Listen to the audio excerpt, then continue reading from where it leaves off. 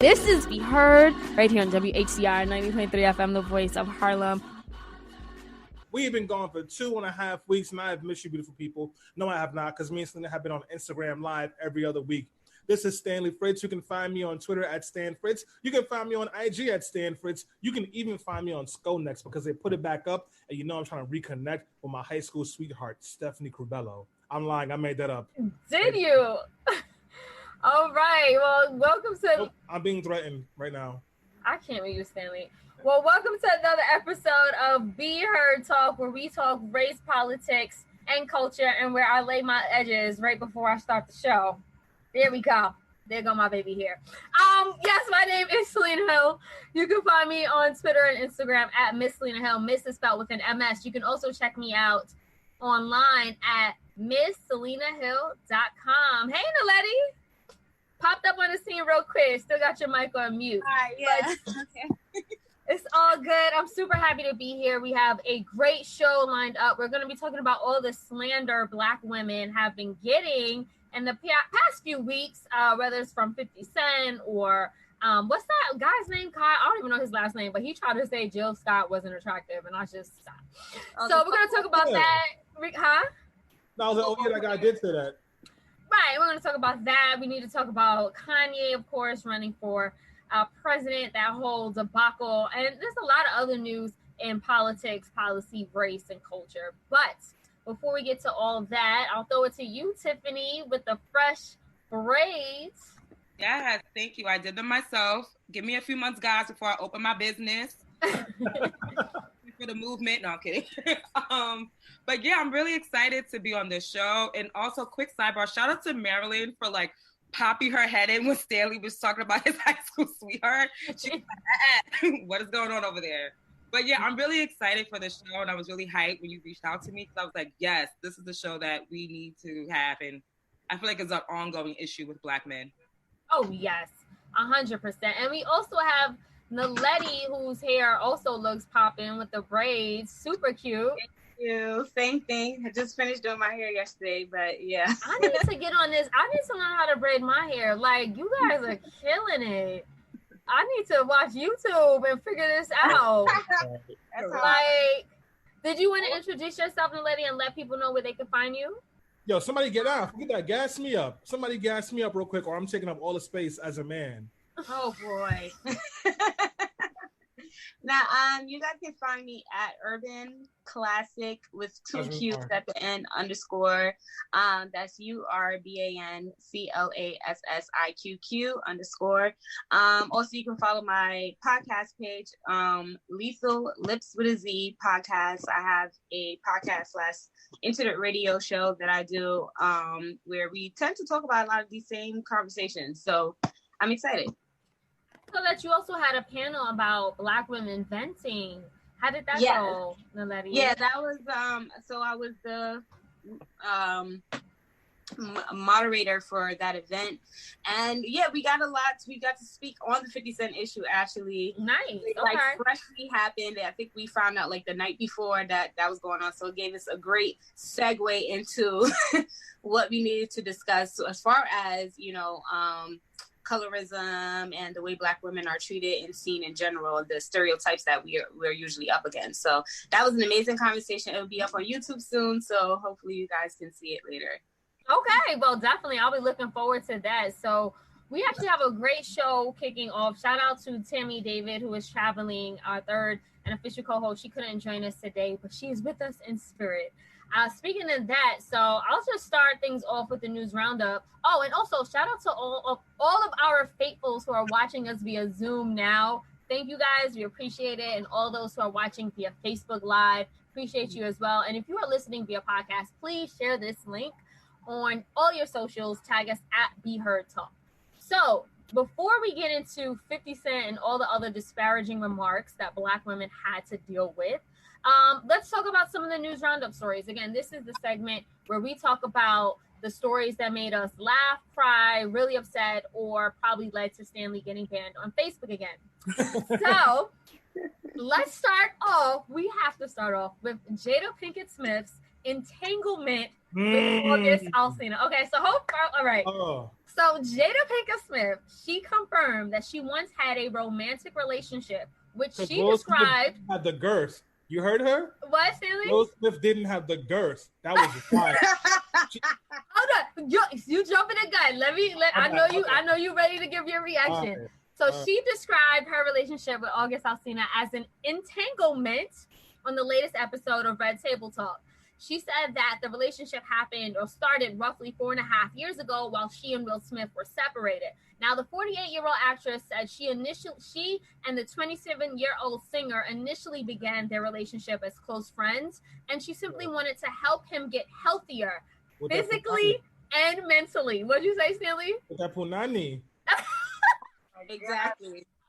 Well, Jada said, and I quote, she was in a lot of pain, end quote, and that she was, and I quote, very broken during her relationship with August. Now, since this episode of Red Table Talk aired, the internet has gone wild. Stanley, since you cannot hold back any longer, what was your reaction to the news that Jada and August had an entanglement? We knew. We've been new. August put out a song last year talking about this. This is not new. What I do want to point out, and I see Bianca just mentioned it, Jada is a predator. Like, don't make the face, Tiff. If we're going if this was a dude who was with somebody right now when they had some mental health issues and they did this, we'd be dragging him all over Twitter. This is not very far from what R. Kelly did with those 20-year-old women. It's very far because she didn't kidnap him or trap him, actually. But as far as like the age appropriateness, it's not that far. Like, so we got to be honest about that. I love Jada as much as anybody else, and she's as fine as she want to be. But this is type nasty.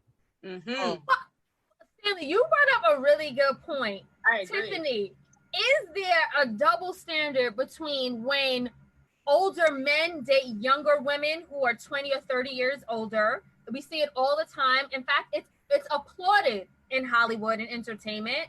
Mm-hmm. Is there a double standard here because Jada was dating someone who was much younger than her? I'm not going to debate, whether it's a double standard or not. Clearly, it's a double standard. Like, so Stanley, I'm with you. I think I just had a pause of just like labeling her a predator because I guess the way her narrative on her own platform, how she, characterized their relationship. I don't think she went in there with the intentions of getting involved or in an entanglement with August, but that is actually what happened. So, she has to be called to the carpet or to her, nice little circle table. So I do agree that there is definitely a double standard. And if it was anyone else, I think just in the news recently, Johnny Depp had a similar situation when he's dating divorce proceedings with a much younger woman who's, I think, divorcing his wife. She's like 24 and he's like well into his 50s. So, of course, it's nasty. It's disgusting. It's unfortunate because I feel like as a Black woman and a lot of people like the Smiths and Jada. So it's kind of like, it's causing you to like reevaluate how you look at these sort of circumstances. But I just kind of feel like, I just think it's damn. Why, Jada? Why? Well, let me say something before we get to you, Naledi. First of all, I wasn't that mad. I think it's Will's fault. You gonna let this fine? First of all, August Alsina, he is a thirst trap. Okay, it's the girth. You gonna let him in your home? If it wasn't Jada, he would have went after Willow. Like I'm saying, somebody in there was gonna get got. Okay, no, I'm joking. I'm joking. No, you're not. No, you're not. No, you're not. And I want to just point out how wild problematic that is. Because if we said it about a man, we'd all be going crazy. No, first of all, I would not bring a woman who was 20-something years my younger in my home for me and my husband to help her. First, and she's extremely attractive and all the other stuff. I wouldn't have did that. Anyway, okay, Naledi, what do you think? Bianca says bring Barack into my house so she can help him heal. It's gonna be mad at him in Bianca's house if Obama gets in there. That's what I'm trying to say. Like, come on, y'all. Like, let's just be realistic. Naledi, what do you feel? Do you feel that Jada was preying on August in any way, or was she vulnerable and ended up in an entanglement? It happens. No, I saw a whole lot going on in that interview. Like, to me, that whole relationship is very toxic. Like, besides the surface of it, that you could just tell how toxic that relation is. Will looked like he was on the verge of tears and snapping her neck all at the same time. Like, it was very cringy watching that interview. Like, they said that whole thing, like, bad marriage for life. And they were like, laughing through their tears truly through this whole interview. So, like, for me, I'm trying to figure out what's really going on behind the scenes that we don't know. Like, I sense abuse somewhere. It could be on Jada. It could be on Will. Like, I definitely sense some type of abuse, because to feel like, for their overall conversation to be about, like, we're not leaving each other at the end of the day. We're just going to, like, do this till we die, this partnership that we're going to call it. That's toxic as hell. Like, I don't know what that's about, what pact they decided to create that through all of this, now that it's out for all of us to see. Because for years, we've always heard about this so-called open relationship, but it's clearly not an open relationship. Somebody got hurt. So, like, as far as Jada specifically, though, she definitely preyed on the fact that August Alsina was super vulnerable. Like, he had how many deaths in his family? Like, I agree with Stanley. If it was the other way around, we would be like, why are you taking this poor broken little girl and using her to your advantage? To where August said he literally lost it when they broke up. Like, I don't know if you guys heard the full August interview, but he spoke also how that relationship really, really broke him to his core. So there's definitely, I don't agree with what Jada did. I don't even agree with their marriage. I think they just need to split up and call it a day, because that weird partnership that they have is just, they need to end it before somebody gets hurt. Well, thank you. Hold on, Stanley. Thank you, Naledi. You know, just to react, one of the telling points I think in that interview that really caught me was when she was like, "I just wanted to feel good. Like, he made me feel good." I was like, yeah. Jada. But anyway, and then also another thing she admitted was that that journey and that entanglement helped her to realize how emotionally insecure and immature she was. So she has said that she has since grown and healed. Stanley, I know we're getting a lot of comments on Facebook, and I want to get your reaction. Yeah, so real quick, I want to push back on one thing that Letty said. Yeah. Marriage is hard, relationships are hard. If you're in a real relationship and, like, you're serious about that person, y'all gonna go through some things, straight up. I'm not saying that this is okay, but, like, you may be in a situation where your partner cheats. And should that be the end of the relationship? Not necessarily, in my opinion. But that's what it means when you say till death do us part. Like, it's a commitment to pushing through those things. So I'm not mad at them about that. And I want to say that because, like, I think social media. No, I agree, but look at, I don't know, like, if you were able to look at Will's face, he's not over it. You get what I'm saying? He's not. He's not over it. So to me, if you prolong a situation like that and you guys never even took the time to heal, like, Jada's just chilling with her feet kicked back, like, and then they had that whole back and forth about, I'm gonna get you back. Well, you got me back already. We don't know what's going on in their relationship. This doesn't sound like something that happened for the first time. You're right, but look, I got some comments. Amy Jones says he was in the throes of addiction. Punani don't heal that. She definitely preyed on him. Yes. Says Will has his own skeletons. The reason he was passive. Exactly. Antoinette Murray says dating with an age difference is not nasty. She sought August out knowing that he was in a vulnerable mental state. She prides herself on quote unquote healing men. She's a predator. First of all, thank you everybody who left comments. Please continue to leave comments. We'll get to as many of them as possible. Same thing on Zoom. If you're leaving comments on Zoom, we will definitely get to you as quick as we can. But yeah, I'm not mad at them for trying to work things out. If you're really committed to love, if you're really committed to a person, you're not always going to like the person that you're with. It's not always going to be sweet. And you got to swallow your pride. You got to work through some things. So I get that. I don't get her healing him. August. And yeah, Will is obviously not over that. There might be a case that Will just found out about that. Or just like, let me be trash for a second, Selena. It's like, Will could be tight because he knew she was doing her thing. She knows he's doing his thing, but he kept his thing tight and she didn't. That's what I think the issue was. It's like, go ahead, Tiffany. Right. Oh. I think Will is mad at the publicity of it because he said, like, now Black Twitter thinks this is their business. And I don't necessarily think that they had to respond, but because of the nature of her show and calling people to the carpet or to her table, she has to obviously call herself to the table.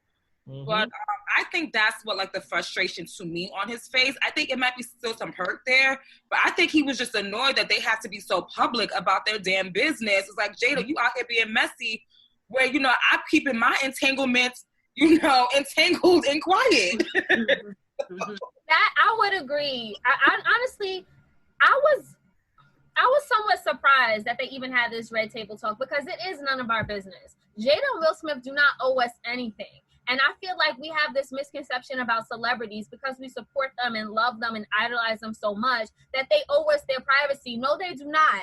Like, they didn't have to come out and clarify, but they decided to do it. Well, let me tell you why they had to do it. Because, like, if I'm going to be 100% honest, August Alsina, I don't care what he went through, he doesn't know how to play his position. Not for real. I'm sorry. Like, I thought side piece is one of the best roles for a single person. You get all of the perks, none of the drama. And the only thing you have to do is shut up and do what you got to do. And everybody makes it clear from the jump, like, this is what your role, this is how you are, this is how it's going to be. It's not going to go any further. And if you get caught up and they pull back, you got to accept the fact that you got caught up and chalk it up to the game. He didn't know his place. It's the same thing. You're going to be a side piece, be solid. I bet you all the Will side pieces got promotions because they held it down, 10 toes down. He wasn't a side piece, though. They were in a relationship. No. He was a side piece. She was never leaving him for her husband. And that's what people don't understand. But that's why we're saying Jada preyed on him, because in his opinion, he was in a relationship, and a real one at that. They shared hearts. So you can't convince him he was, and with the permission, quote unquote, of Will. So that man was under the impression that he was with Jada. Listen, Memphis Bleak had a diss track towards Nas a couple of years ago. I'm not gonna spit the lyrics. I'm gonna tell you the name of the song, and it's for all the side pieces out there. Play your position. All right. Well, final words on that. I'll just pray for their healing for the whole Smith family. But honestly, my concern is really for August Alsina. He has. I actually did some more research in him. He has expressed very grave and serious, mental and physical health conditions. It doesn't seem like he's been in a very healthy state. It seems like he's trying to get there now. We see the backlash that happened against Keke Palmer, which I just think is misguided and misdirected anger. So I think August needs to continue to heal without the Smiths. and I think he needs therapy and whatever else, because he does have a lot of issues. Real quick, Dana, I have to read this comment or else I'll be bored. Marilyn said that August was clout chasing, and that he was just mad because this affair happened 4 years ago. He put out a song, nobody cared about it, and he was clout chasing. And I agree. Like, he was being a messy Betty, and then he blacked on Keke Palmer. I wouldn't say that he was clout chasing. He called Jada the love of his life, and I think he felt in love for her. For marriage. Well, he didn't see, like Naledi said, in his mind and through his lens, they were together, and there was hope and potential for them to have a public and deeper relationship, more of a meaningful relationship. And if you follow the saga, it sounds like he broke it off for her because she was not willing to give him more. Yet still his heart was broken. Let me tell you a quick story about Frederick Douglass, how Frederick Douglass was in this house with his wife and had a whole other white woman there and was promising her that he was going to make her number one when his wife died. This side chick held it down. Well, Frederick Douglass is trash for this. This side chick held it down for like 30 years. Frederick Douglass' wife died. Frederick Douglass then married a younger white woman. The side chick killed herself and left all her money to him. That's how you hold it down as a side chick. You see? That's the kind of loyalty we looking for. All right. We're going to move, after that problematic statement, we're going to move it along from there.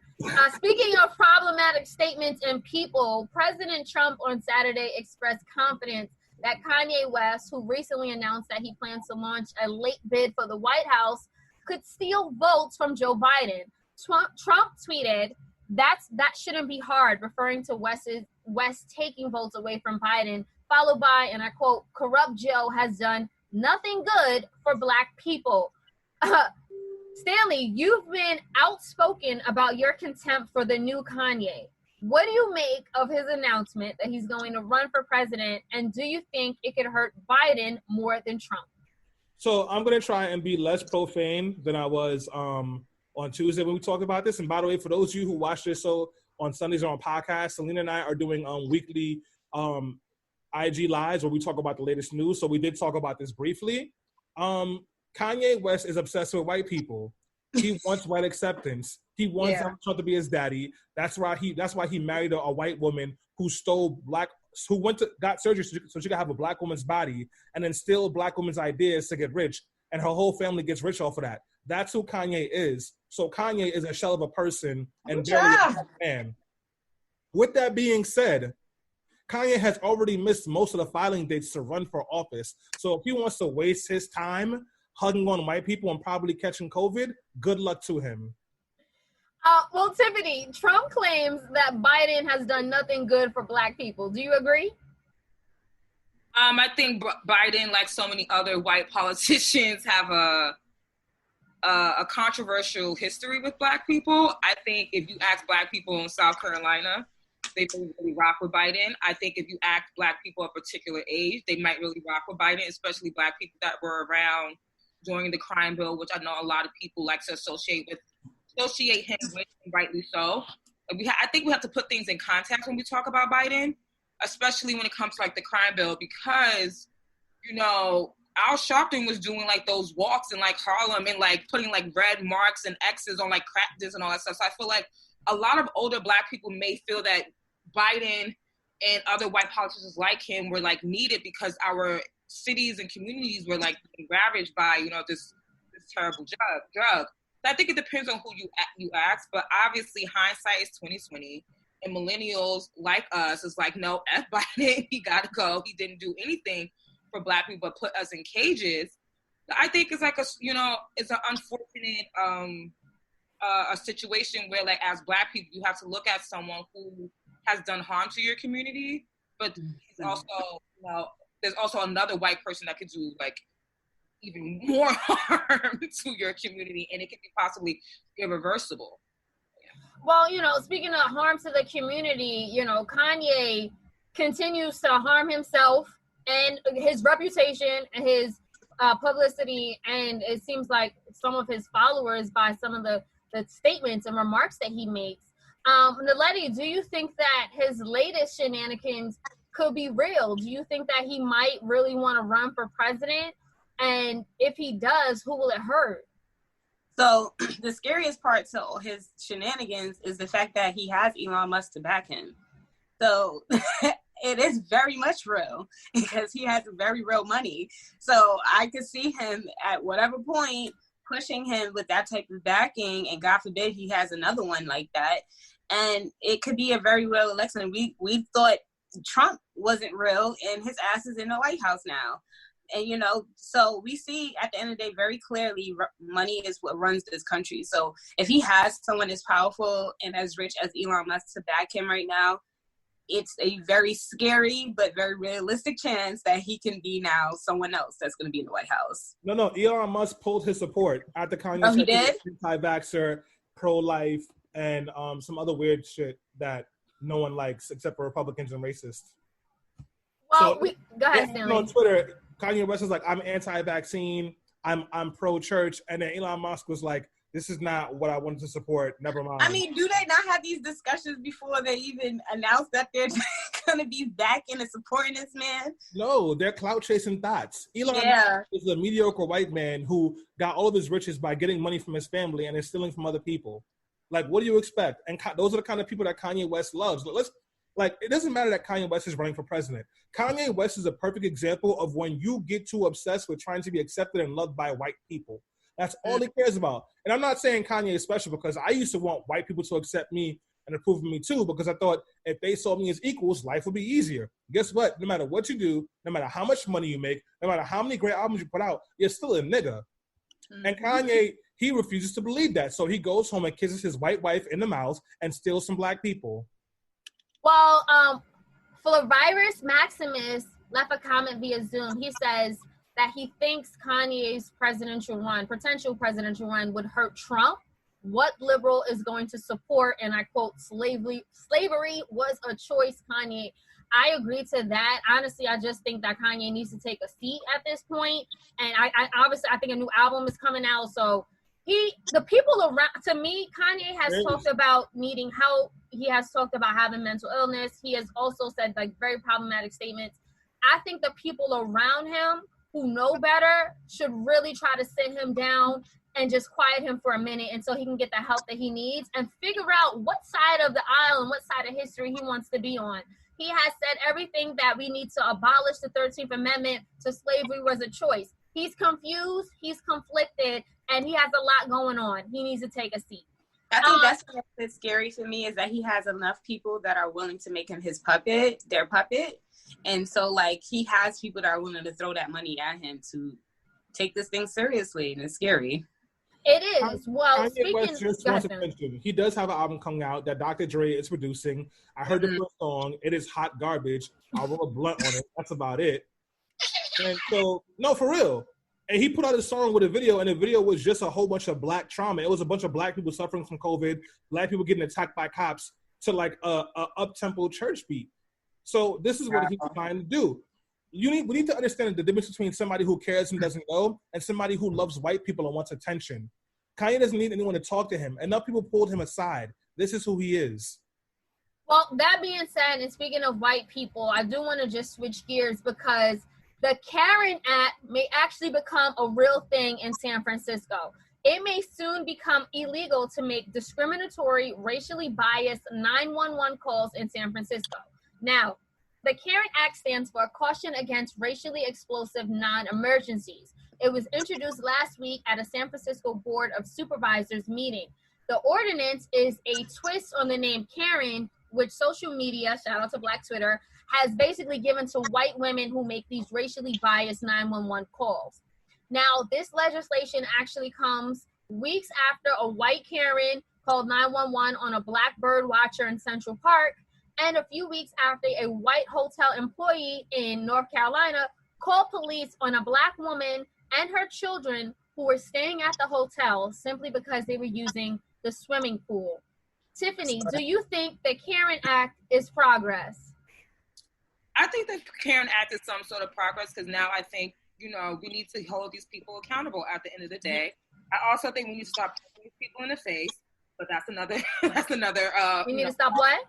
We need to start punching these people in the face, because I just kind of feel but that's another route. I tend towards, go towards violence. But anyways, I think it's a step towards progress, because I feel like you're seeing a lot more of, you're hearing a lot more of these stories.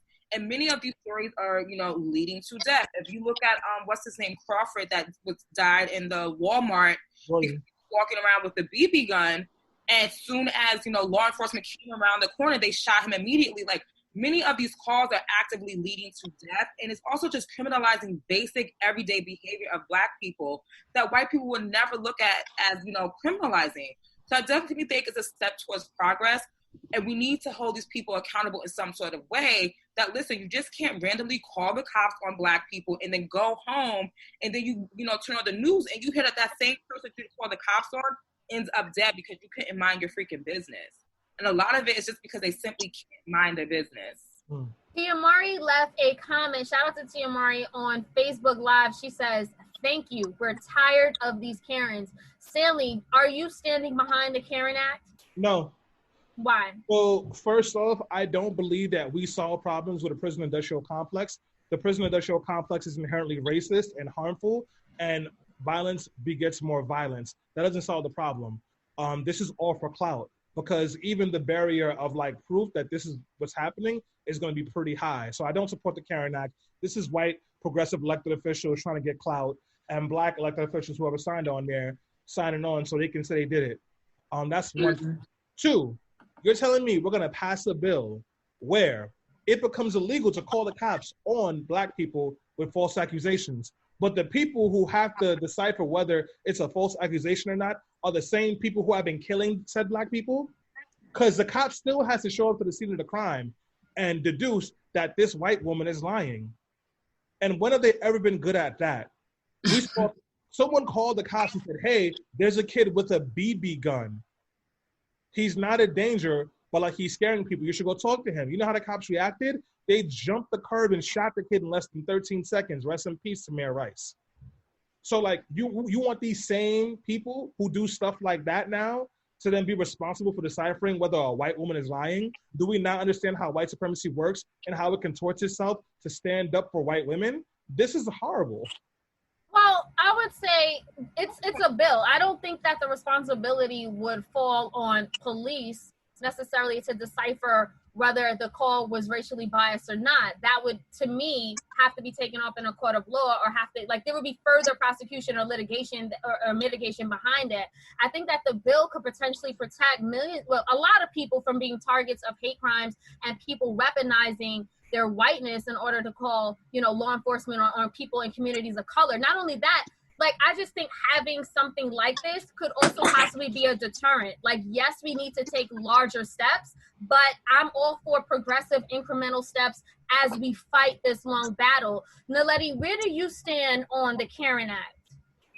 I personally do think it's a good idea. I just would want the details as to, like, to meet where Stanley's concern and our concerns is in the middle, as far as, like, what happens after that. Okay, so the cops come, they're there to decipher what and what. Like, do these Karens get any type of penalty behind it? Because other than that, there's no purpose to it. There should be some type of penalty to the fact that they're falsely calling these cops in the first place. Or kind of like Stanley saying, what's going to be the basis to decipher, a Karen that has incorrectly called someone, because they tend to take Karen's side in the first place. So all these things need to be ironed out first. Other than that, like, I do think it is a great idea, but we as the people need the details first, because we need the blueprint to see that this thing goes through properly. Because if we leave it to them, it's gonna just go right back around. It's not gonna make sense. Just real quick, if the cops aren't gonna be the ones that decipher whether this is, like, whether the person is lying or not, what happens is the person who called the cops is not gonna get arrested. The person who's gonna accuse of something will be remanded. So you could have a situation like what happened to Khalif Router, where someone accused him of stealing a book bag. Right. And before they could find out whether it was true or not, he got arrested and held in jail with a $3,000 bail, pardon me. And we know now that he didn't steal the book bag, but he sat there for 2.5 years. So Karen falsely accuses me of a crime. The cops pull up, they believe her. I get held in jail for as long as 1 day, as short as 1 day, as long as 3 years. And then I come out and it's like, oh, Karen was lying. I still spent 3 years in Rikers Island. Absolutely. The piece that we have to get to, and, like, it's going to take long-term work. I'm still working on it. The prison industrial complex is inherently harmful. It does not solve these problems. What you're looking for is revenge and retribution.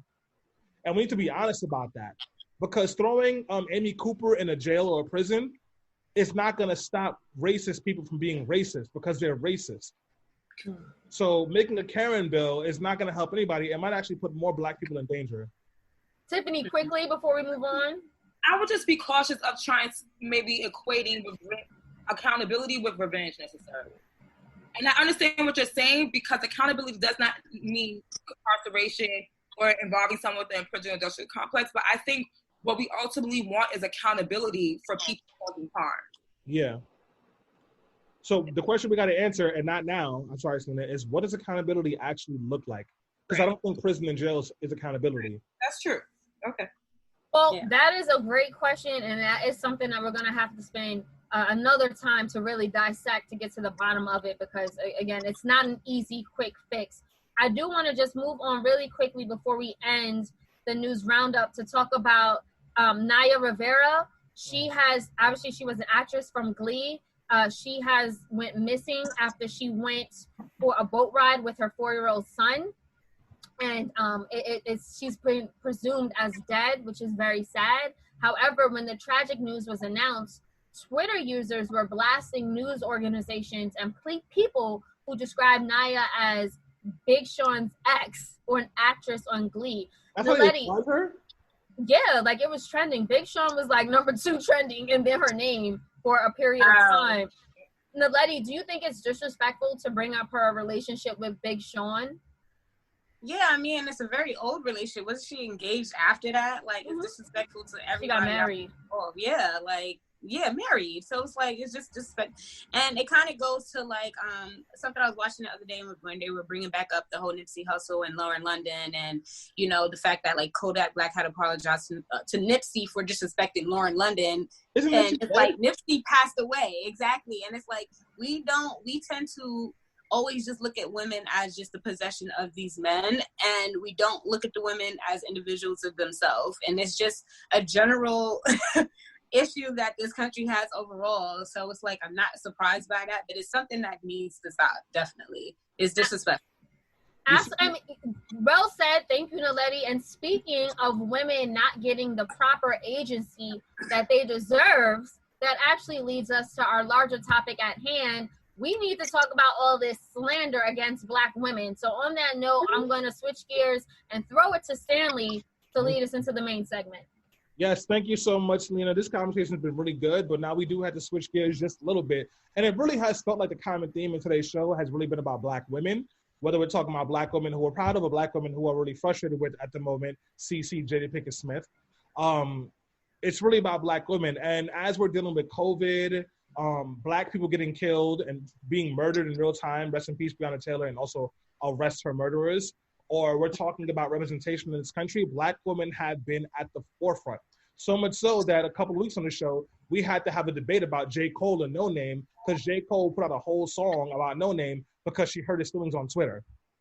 Well, I thought we had gotten past that, but unfortunately we have not, because once again, Black women are the topic of conversation and not in a positive light. And it's nothing that Black women did as usual. It's because Black men are out of pocket. So instead of talking you guys' ears off, I'm going to play this clip from a conversation that Lil Wayne and 50 Cent had in talking about the Black women in their lives. There has some language in there. We're going to try and censor out as much as possible, but it's for you guys to listen. So I'll put the clip on now. Why they get mad, they get angry. You see a lot of sisters, they go, "Oh, you with this kind of girl or that kind of girl." That shit is exotic. Stupid. That shit look a lot different from the shit that you see in the neighborhood all the time. It looks like that shit looks like it's come off a boat, man. You don't like that, mother? You don't like that? You go, goddamn, what's the matter with you? It feels like something foreign. It feels like something that you can't just get. So in some kind of ways, it is interesting to explore. You know what I'm saying? But they get mad, they get angry. How did you end up with this motherfucker or this, that? I'm like, huh? For real. They get real. I just look at it like, oh, look at this angry. And then my instincts always makes me defensive. So I go, look at this angry Black motherfucker. Get the fuck out of here. You're trying to fuck up the whole vibe. All right, in case you were wondering what that was a clip from a conversation that Lil Wayne and 50 Cent were having about exotic women, quote unquote exotic women. And they were saying, they were mostly talking about Spanish women, women from other countries who they deem to be exotic. And then talking about how they get frustrated when a Black woman get upset at them for it, and then calling those Black women angry or disrespectful for doing so. This has made the rounds on social media and pissed off a lot of people, rightfully so. It made a lot of people just talk about the ways that they feel like Black women are not appreciated, Black women are undervalued, and Black women are stigmatized, and women in general are treated like objects and pieces of meat. Because if you can call a human being exotic, you can't really be seeing too much of the humanity in that person. So I'm in a really lucky position today because I get to help to navigate this conversation with 3 Black women, and I'm really excited to hear what you 3 women think, and I'm excited to hear what other folks on social media think. So we've heard the clip. I just want to jump right into it. We heard the clip where 50 Cent said, I had 2 questions actually. 1, what were your reactions when you heard that clip? And 2, was that the first time you've heard that sentiment come from a Black man? Let's start with you, Naledi. My reaction was exactly that. I thought it was funny.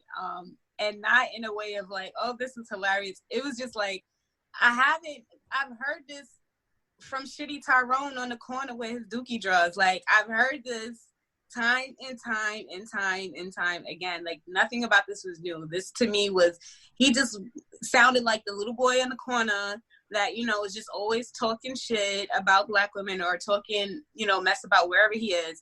And this is just nothing new.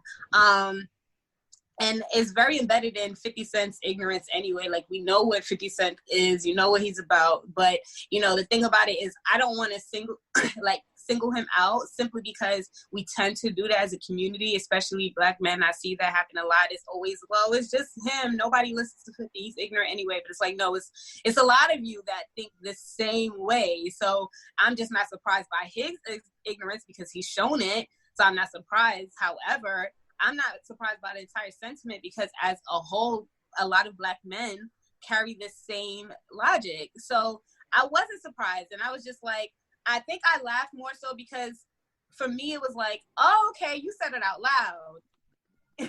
You said it out loud though. And Lil Wayne, oh, you guys are open now about this. Now you guys are saying this to where the rest of us can hear it. And to me, in a climate and in a time where people are really looking and paying more attention. So it's like, oh, you're just bold now. And I think that's more so why I found it funny, because it was almost like how I look at 6ix9ine, where it's just like, you have all this ignorance laid out on the table for pure entertainment at this point. So that's how I looked at it. Selena, sorry about that. Selena, I know you and I talked about this briefly. I'm really looking forward to hearing your thoughts. Go ahead. Absolutely. Before I give my thoughts, Tiamari left really good comment. She says, do we expect anything different from 50 Cent or Lil Wayne? Lil Wayne doesn't even know Black Lives Matter. He didn't know what that meant for a few years. He actually did say that. Thank you, Tiamari. And then she also pointed out, what about the homie, the football player, that said that they were not attracted to Jill Scott? Both valid points. However, my response to that is, yes, we should expect more, and we need to hold our Black men accountable. I get it. They're rappers and they're artists. They're not scholars. They're not activists, and they're not deep into these spaces. But if we have to start somewhere. Like Naledi just said, what he said represents the sentiment of a larger part of Black men, particularly in the community where I'm from, in the communities of color that I frequent. And it's hurtful. It's exhausting. And I think 50 Cent should be held accountable to a larger degree because his platform is so much bigger and his words hold so much weight. Like, what he did was just affirm all the other Black men and Black people and white people, whoever who has these anti-Black sentiments against Black women. He just affirmed that it's okay not only to think that, but to say it out loud and to be disrespectful. The reason why this was so hurtful is because Black women consistently come to the aid and defense of Black men, only to be told we're not good enough due to deep-rooted prejudice against Black women and a system that upholds whiteness as superior. It's sad that Black men continue to idolize and fetishize white women as this status symbol and Eurocentric beauty as superior than their own mothers and daughters. Like, look at Ray Shanae. Look at 50's first son. Look at 50's mother. Like, we got to talk about this, and we need to get to the root because it's really just a symptom of post-traumatic slavery that we have not gotten past. Thank you. Tiffany, come through with the come through. I feel like when we hear stories like this, or rappers who have these major platforms who say like really unfortunate and just disrespectful remarks about Black women, we have to really like localize it for ourselves. And like Naledi and Selena said, like, we heard these statements pretty much probably grown up all our lives. Like, we're not new to these statements. We can almost expect these statements from these certain sort of men. And I always say, I feel like the Amy Coopers and the 50 Cents of the world, like, they join forces against Black women. It's like they form like a Voltron, and they just like, yes, attack Black women. And 50 Cent just displayed that. I also think, like, and by no means am I a medical professional, but I feel like when 50 Cent or men like that say things like that, it really exposes, like, the issues that they may have with women and how they interact with women, because it really is, like, the ghetto, the loud, the ratchet Black girls who are fighting hard for you. They're the ones who are out there leading the Black Lives Matter movements. They're the ones who are out there making sure that our schools get funded. So how dare you, speak so disrespectfully about Black women? And I said when we were promoting the show, I was like, a lot of times people disguise this as a preference. But we need to be honest that our preference is very much rooted in anti-Blackness and misogynoir. And we just need to be honest about that. Why you think an exotic, like, I'm sorry, she's Dominican, cut it out. Exactly. So that's not me. Black. Like, I'm the same shade as, like, we got the same hair texture. And these exotic girls that you swear, that are so much better than Black women, they got a whole swag from Black women, okay? From our braids, from our bodies, from how we, carry ourselves. So I don't, it's feel like it's really, I just don't get it, because it's just like, do you understand that these women that you praise want to be like Black women? They steal from Black women. So how dare you get on this major platform and say such a thing? And shout out to Regine for saying that I'm exotic, I'm this, I'm beautiful, I'm a queen. And I just feel to say, because I think, Selena, you said that they have mothers and sisters and daughters. I feel like a lot of people use that line as like why they should. I was like, they barely respect the women that's right in their family. Like, it just shows you even more of the disconnect that they can have Black women dark as them and still get on a platform and say something like that.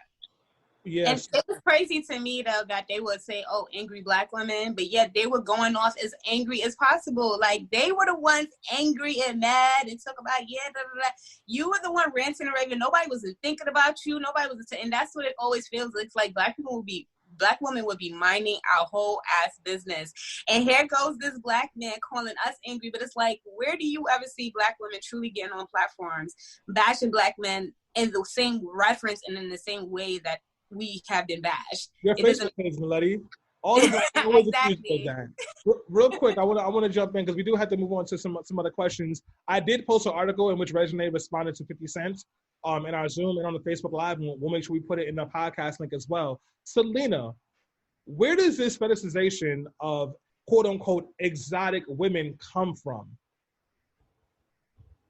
You're on mute, Selena. She was going off, too. She on mute. About that. Before I answer that question, which is a great question, Antoinette Murray left a great comment on Facebook Live. They said the difference between Black celebrities and Tyrone on the Corner is that they are making Black women bashing mainstream for white consumption. Thank you so much for that. 100% agree. But to answer Stanley's question, the fetishization, again, it is rooted back to slavery. And if we think about not only how harmful slavery was as an institution, but a number of stereotypes and caricatures formed out of this, right? One of the things that formed was the mammy caricature. And I want to talk about that because it was Kyle Creo, I forgot how to pronounce his last name, but he was the one who questioned if Jill Scott was attractive. And if we look back to what happened with this mammy caricature, this person was a heavy-set Black woman who was completely desexualized and seen as a maternal, asexual servant. So the reason why a lot of people do not think larger Black women are sexy and whatever, or beautiful, again, it is tied to slavery, and we need to understand that. That's number one. And then number two, I think that it all ties back to the need to be accepted and validated by white people. Because of their own insecurities that Black men have, they constantly want to put themselves in close proximity to white men because it seemed as better and superior. So if they can't be white themselves, what they're trying to do is they're trying to court these white women and then make them their wives to show that, okay, I'm at least my wife isn't as bad as Shaniqua from the hood or something like that. Like, it just goes back to them wanting to feel more powerful and wanting to feel accepted by white men. Hold on. How you go off like this, but then get mad at me when I slander Kanye, pretty much saying the same thing about him, Selena? I've never gotten mad about you slandering the Kardashians or Kanye. Never. You be like, Stanley, chill. Don't do that. I said he had a mental illness and he needs to take a seat and he needs a prayer. But I get it. I agree. I just think that maybe I have shown more empathy for Kanye. Maybe that's the difference there. I just think that maybe there's hope for him and he can change. But I do think the larger issue here is systemic and it's reflective of the stigmatizations within our own communities. Well, Selena, you saying that gives me a theory that I have.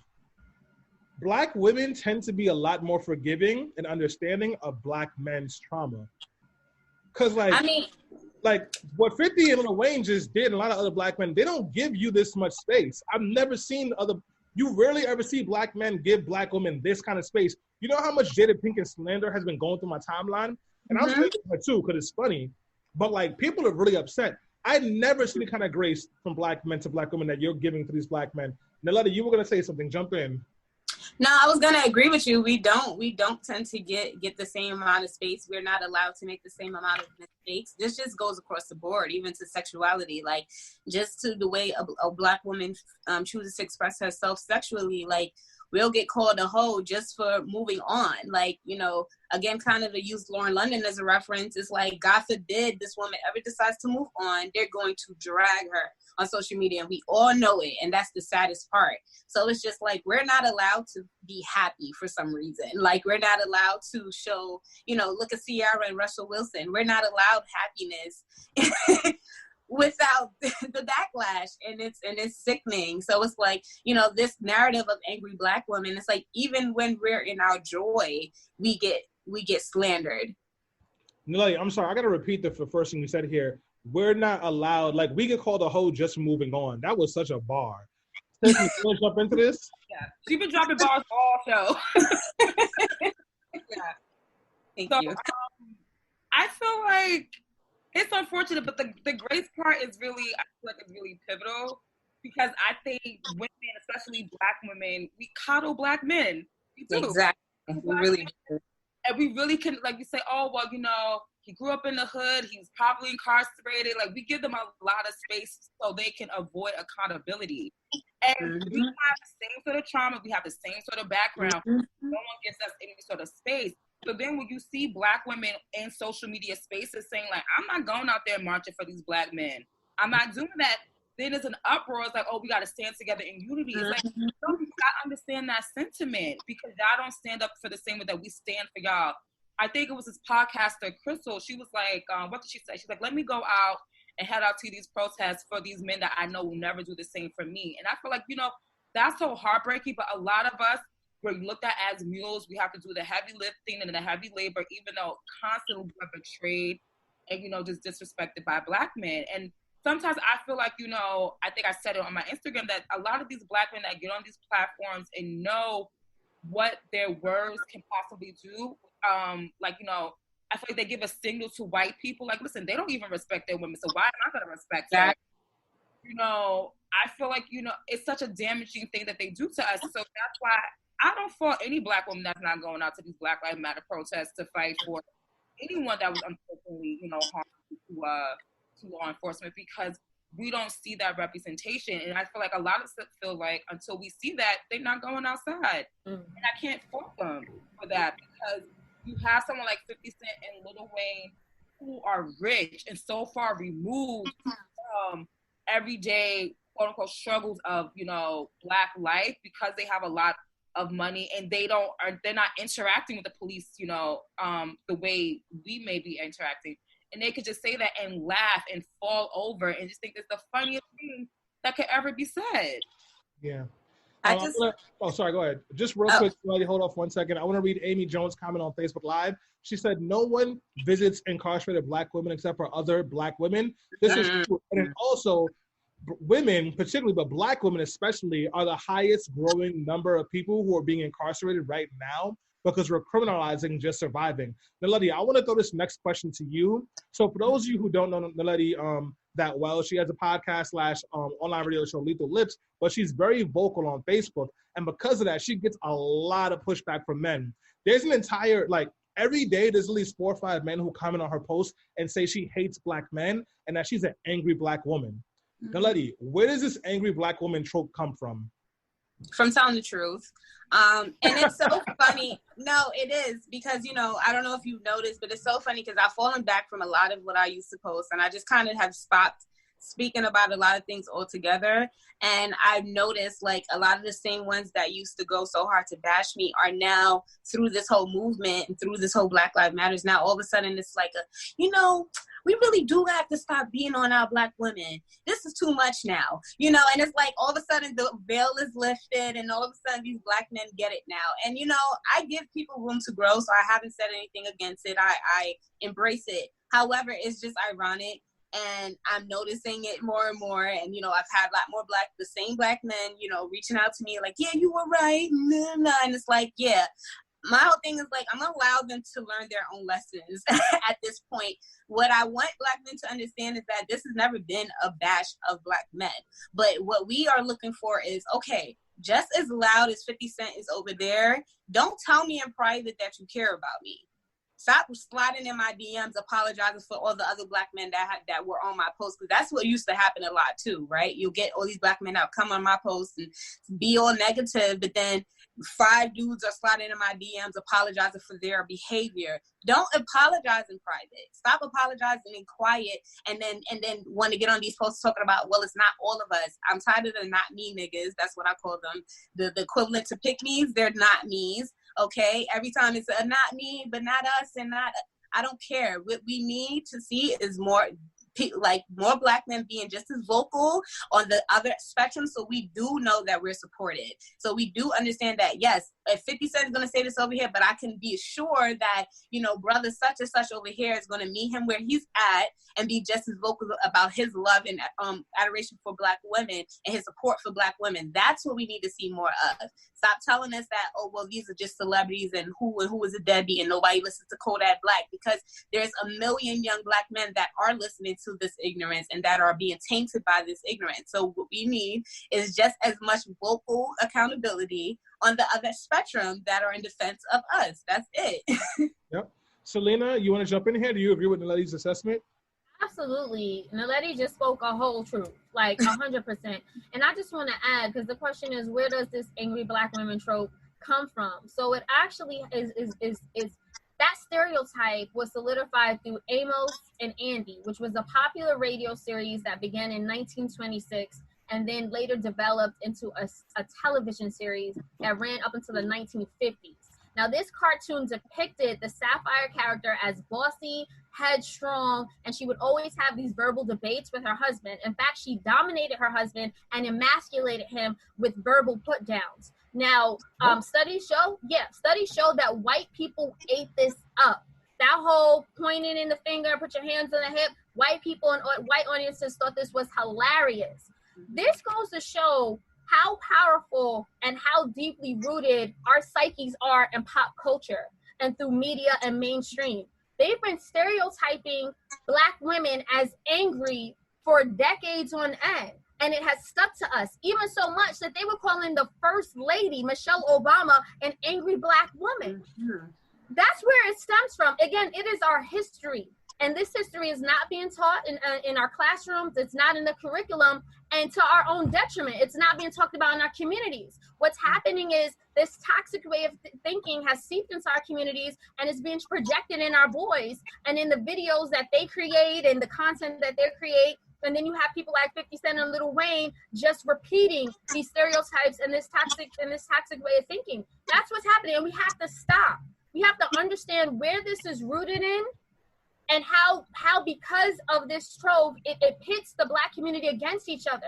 Because if black men are not standing up with black women, then how are we supposed to fight against a whole system of white supremacy? If we're having these internal fights, there are black and brown people dying, being hunted down like dogs by police and other white vigilantes. Why do we have to have a conversation about 50 Cent and Lil Wayne disrespecting us?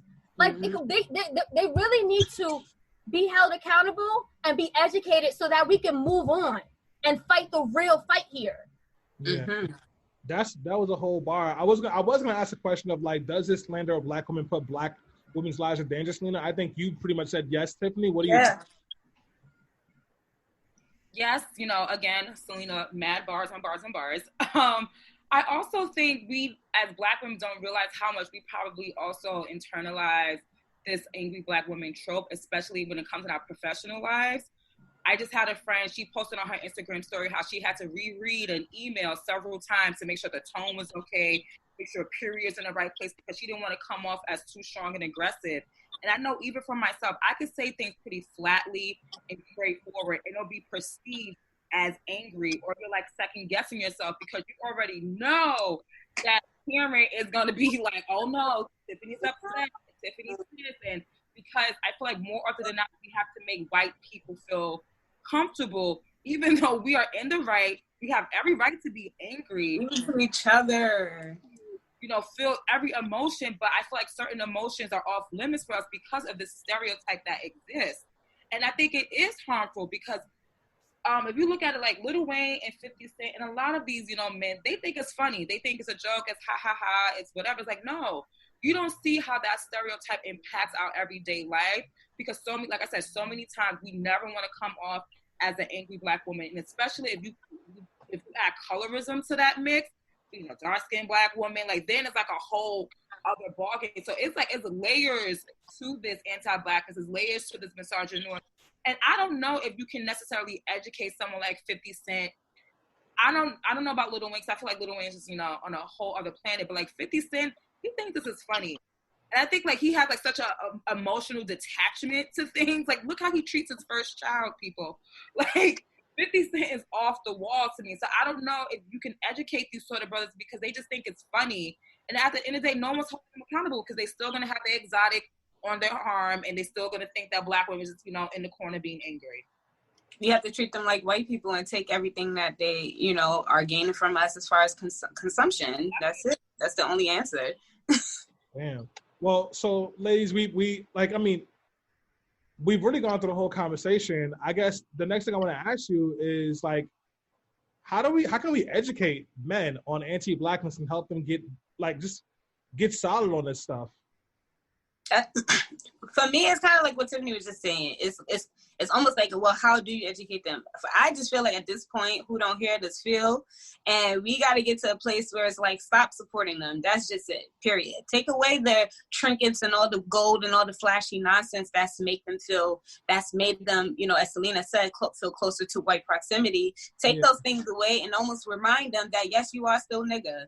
Because without those things that has come from the support of, let's be real, Black women, because we are the highest consumers, you know what I mean? Like, stop supporting them. And it's an unlearning, not just to Black men, but also to Black women, because we also have to understand our value enough to where we can pull that rug from underneath them, and live in that truth, and stop entertaining, Black, white, green, any type of men that don't support us fully. So starting from there, I just feel like we just need to stop supporting them, period. Stop shining the light on them. Real quick, Tiffany, before I go to you, we put out a poll today that said, should we stop supporting Lil Wayne and 50 Cent for being anti-Black?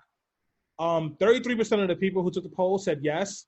It was pretty split. 33 said they're entitled to their own opinions. And then the last third said they're not sure. That goes back to the question that Bianca asked earlier about whether we should cancel Power or stop supporting Power. So, Tiffany, how can we educate people on this anti-Blackness and anti-woman agenda? So I'll start by saying, one, I'm not talking to Black men. I would pose that to you, Stanley, because I feel like Black men who are aware, who are woke, who, identify as feminists, y'all need to talk to y'all brothers. I'm not talking to these men anymore, because I feel like I'm tired of the same way I'm tired of having to prove my humanity to white people. Like, no, you should not be able to kill me unjustly on camera.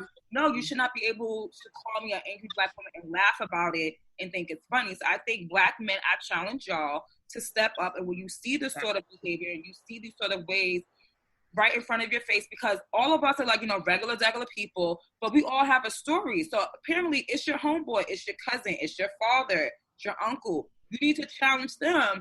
And I think for me, I'm only talking to, Black women, because I also think sometimes Black women can feed into this, because like you said, a lot of Black women, pick-me's out here, we think it's funny to laugh along because they're going to get some extra fodder from these men. And, lo and behold, they'll just turn around and, disrespect us too.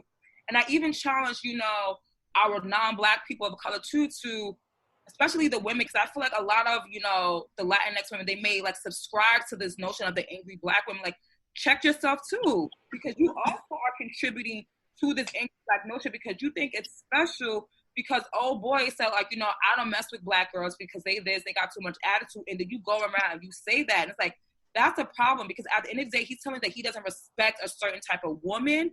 He don't respect women in general. And just because you have a lighter hue or you got curly hair, you think that's special. So I think women really need to challenge our perspectives. And I think men, they need to step up. I'm not talking to these brothers anymore. I'm not wasting my breath.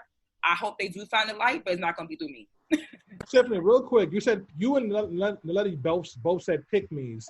Before I go to Selena, what is a pick-me?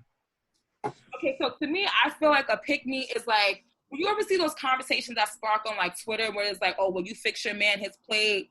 Or will you do this? I feel like these pick-me's are always kind of like women who they subscribe to patriarchy. and they subscribe to gender roles and not realizing that patriarchy is also a detriment to you and is a detriment to your partner.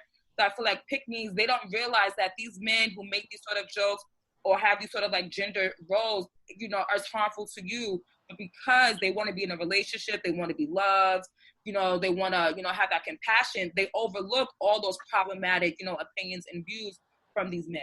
So that's how I look at pick-me. Thank you. And Aleti, do you agree with that definition of a pick-me? Yeah, I'll just say, like, to me, it's more like they subscribe to the gaslighting of what the core issues are. Like, when we bring up these core issues, it's not about like women not wanting to cook and, you know, do certain things for the men. It's about how in which, like you said, the patriarchy that we kind of like allow when we do these things.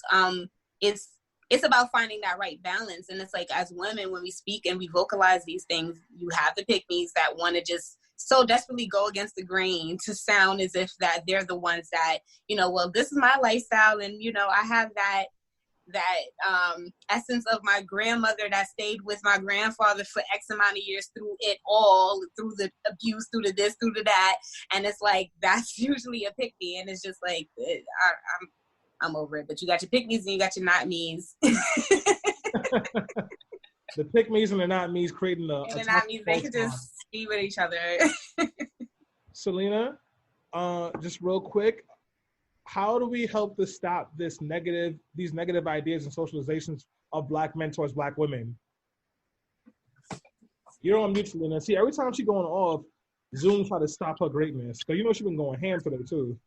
Go ahead, Selena. Oh yeah, sorry about that. Yeah, we really have to educate our communities, right? I think that us as a community, we have to take the responsibility of educating our youth about our past and letting them understand the history behind it and having some understanding. Like, it starts with the youth. It starts young. Like, I remember when I was in high school where I used to hear the guys say, like, oh, it's better, like, I'm only dating light-skinned girls. Or like they used to say this type of stuff. And again, it's not being taught. Like, we as the millennial generation, we have the privilege of living in the era of information. So we know better at this point, right? So it's up to us to have these conversations with our uncles, our fathers, and especially the younger men in our communities to help educate them. But, you know, even though I say that, I also largely agree with what Tiffany said about being so frustrated. Like, I'm sick of having the conversations with men. Like, if you know, like, I understand that perspective too, because it's tiring and it's exhausting. Like,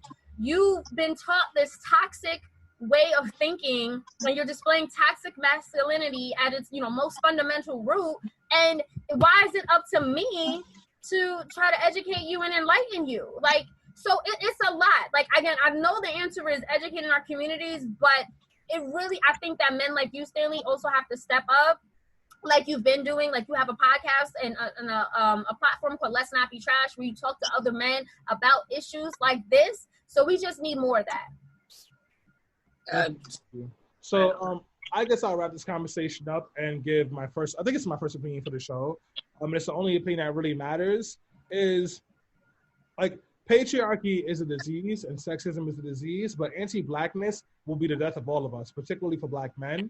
And Lil Wayne and 50 Cent are 100% wrong, because not only do they dehumanize women as a whole when you try to categorize somebody as exotic, but they totally dismiss and disrespect Black women.